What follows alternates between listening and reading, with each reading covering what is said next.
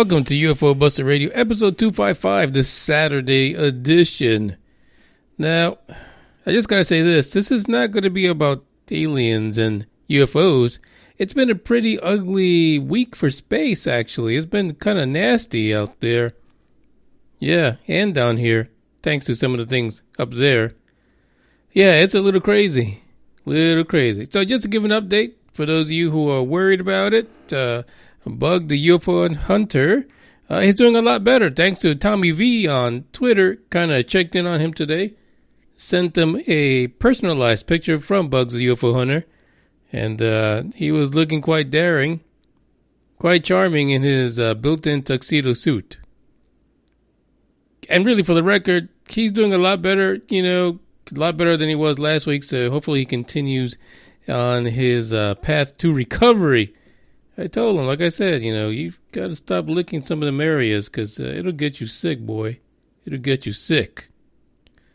The other thing, too, is that unbeknownst to me, I totally didn't even recognize the fact that this is episode number 400 for UFO Buster Radio. About a couple of months ago, when I thought about episode 400, I figured I have like clowns and stuff come out and do like a whole big thing, but yeah, I guess as it fell on a Saturday, no clowns are coming here. Yeah, so thank you for listening 400 separate damn times to the madness that's UFO Buster Radio in the last maybe like 3.5 or 4 years, something like that. That's a long damn time of being completely incorrect and inconsistent. So I thank you for hanging out. So let's get into the crazy news for today because it is bananas. It is from space. And maybe this is a sign of the times. Maybe this is what we can expect from now on.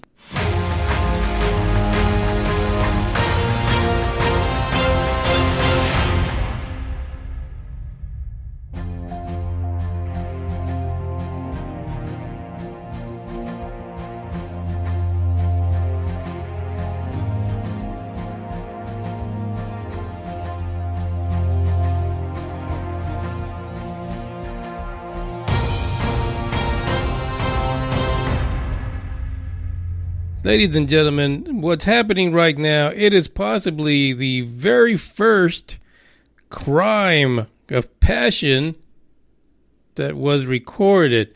And I say that that was recorded, right? Because I am sure that in space, in between countries and, nations and cultures, there's been a lot of damn crime in space. Nobody knows about it, right? I mean, let's face it, the countries will keep that shit on the low, and they're not going to tell us. But something went wrong on this one, right? So the G-men did not make it to their people in time to tell them to shut the fuck up. No, they didn't. So now they're tainting things. It's all tainted. Yes. Not the word taint like I'm saying no from down south. I'm saying it's tainted like it's tainted. Just stay with me on that. NASA astronaut Anne McClain refutes space crime claim by... Oh, that's crazy. Anne McClain, space crime claim. Come on, who wrote this? By spouse as divorce details emerge. Yeah, so let me go back to what I said before. What happened to the time when, if somebody had trouble, that black car would show up at their front door and say, hey, you shut the hell up. This is a national treasure. You shut the hell up and you make it go away. Well, not anymore, right? We've got social media. We've got hungry lawyers that want to get into the spotlight and be the next viral sensation. So there you go. So apparently Anne McClain on Saturday was refuting, which is today, fresh off the press, all the claims of inappropriately accessing the bank account of her estranged spouse in some stuff that was made public in the New York Times. And when you talk about airing your dirty laundry, damn, freaking New York Times, I can't believe it. I cannot believe it. This particular article is really more about McClain kind of refuting the claims that were made in that divorce, basically. So one of the claims that's being investigated by the Office of the Inspector General is the fact that McClain, during the separation, used NASA computers from nowhere other than the International Space Station to access bank accounts.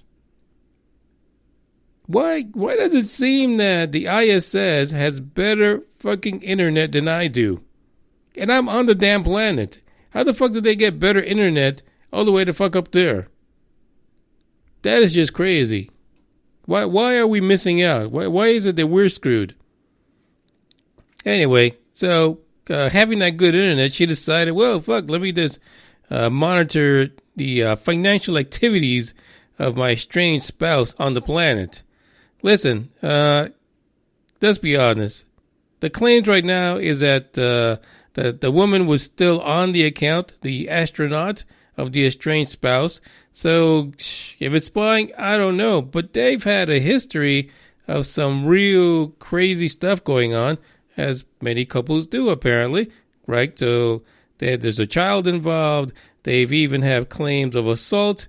This is a real thing.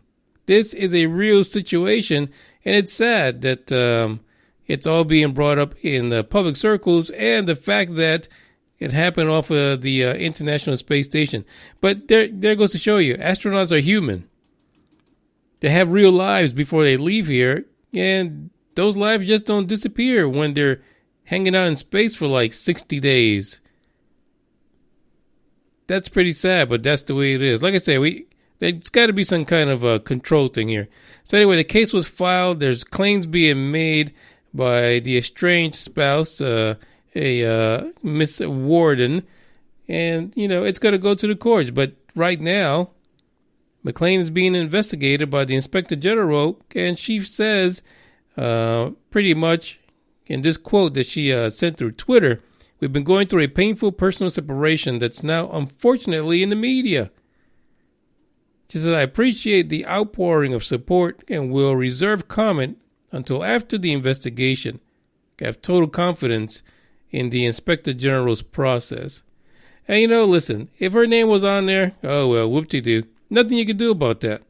Now, a lot of other publications are talking about what's the jurisdiction of a case like this when it's conducted or originates from space. And not only space, but it was on the International Space Station, not the American Space Station. So how does that get handled? It's a fascinating thing to read, and it's going to continue to blow up, I'm sure, because people are going to watch this, because, like I said, they're trying to dub it the first crime in space, which is a bunch of hogwash. I'm telling you, there's got to have been a shitload of crimes out there. I mean, how many times haven't those astronauts bumped into each other up there? Come on. 3 feet of space? Nope.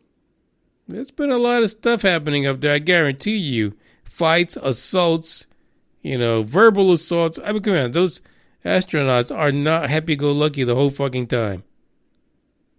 So come on, let's get real about this. It's crazy to be putting all this stuff in the public forum, when the fact is, it's a divorce, it's a separation. What can you do? What can you do? But you've got to file it because people think, well, yeah, she's an astronaut. You got to protect yourself because the government's going to come after you. So why not throw it into the public forum and tell the New York Times of all people? It's just ridiculous. So I'm sure we'll know how this ends eventually. It'll probably take months. But if her name was on the account, well, I mean, in some ways she's in the right. And according to this article, she was never admonished to not access the account because her name was still on it and these things were not separated in one of the statements that she gave. So it is what it is. Let space be space. Let this personal shit fall aside and wait till she gets back to the planet and then you handle up on it. Yeah, I don't know who the hell assaulted who, but damn, this is jacked up. The next story is a little crazy. Yeah, it's a little scary too. And it sounds a little bit like it came from... Yeah, you know this kind of music.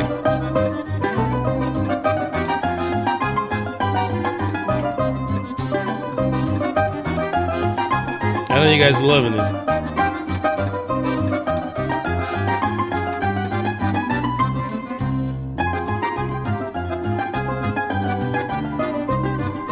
And by the way, it's the second story from the International Space Station.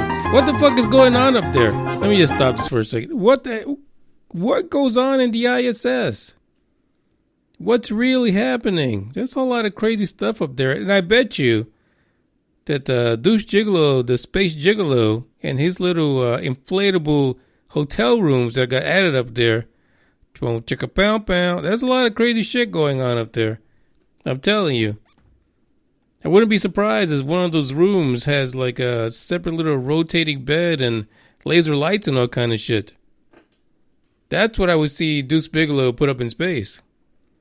But this one, it's a little bit more scientific kind of, right? So the Ruskies are folks over there in the cold side north of Europe apparently tried to send a spacecraft and it was a no-go. Russian Soyuz spacecraft carrying humanoid robot aborts docking at space station. Yeah. Now this article is by space.com, and they actually started it by saying an uncrewed Russian Soyuz spacecraft was forced to abort an attempt docking at the ISS early Saturday, should I say, due to a system problem. Normally, this is not really that exciting, right? 'Cause shit like that happens like every other time. There is always some kind of problem.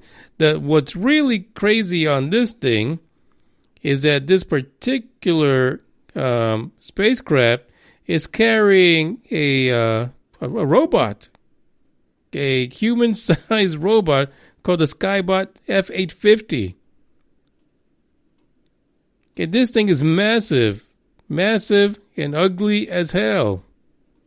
It looks like a gigantic cyclops. What astronaut is going to feel safe with a 6-foot cyclops? This thing is nasty. It is really bad. I swear that in one of the Transformers movies, there was one Transformer that had that cyclops thing going, and they were evil as fuck. So I hope none of them watch that movie, because they're going to be scared shitless. And it'd be sucking to be up there and not be able to sleep because you got this ugly, mean-ass looking robot up there. Anyway, NASA said that after the attempt to dock the Soyuz spacecraft, at no point was the crew in danger other than after the fucking thing gets on board.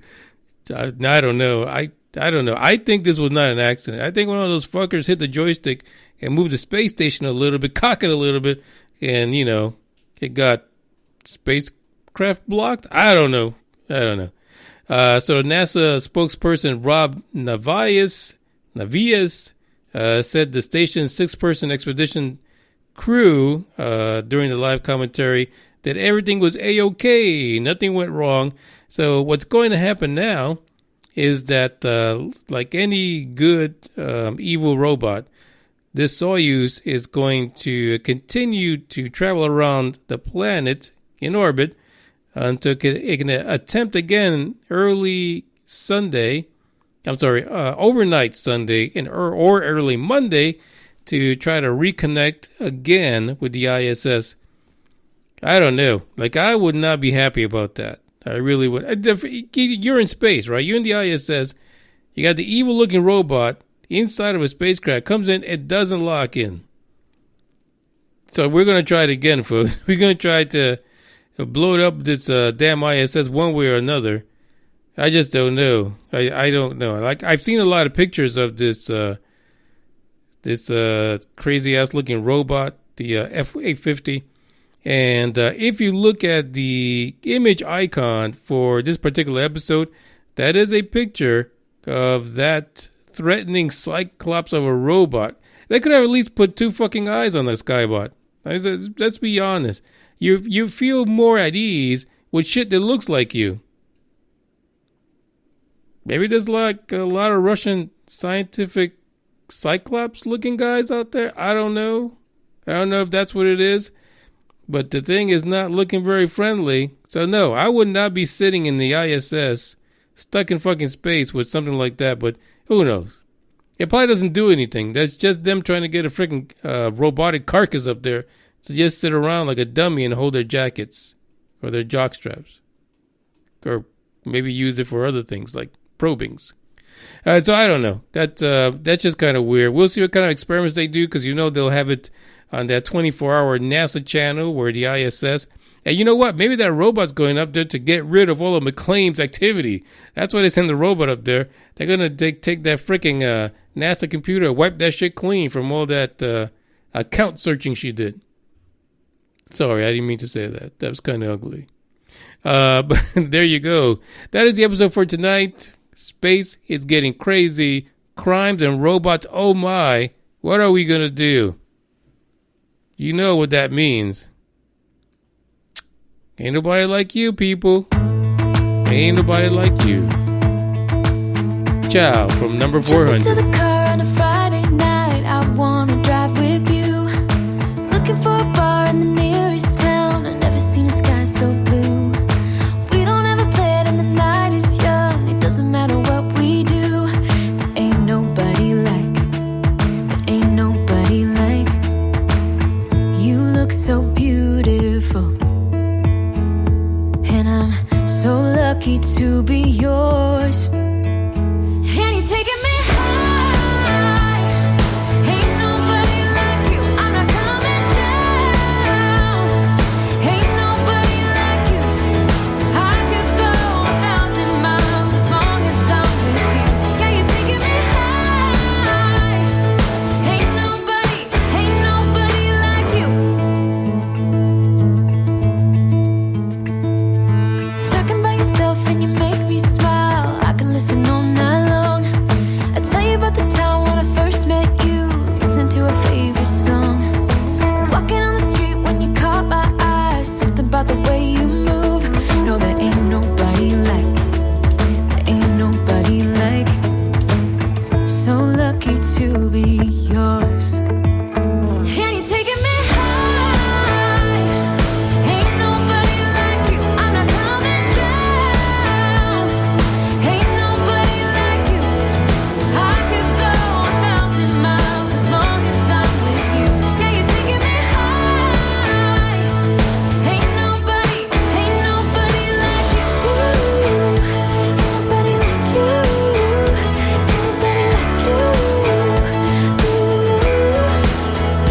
Ain't nobody like you. Ain't nobody like you. Ain't nobody like you. Jump into the car on a Friday night. I wanna drive with you. Looking for a bar in the nearest town. I've never seen a sky so blue. And you're taking me high. Ain't nobody like you. I'm not coming down. Ain't nobody like you. I could go 1,000 miles as long as I'm with you. Yeah, you're taking me high. Ain't nobody like you. Ain't nobody like you.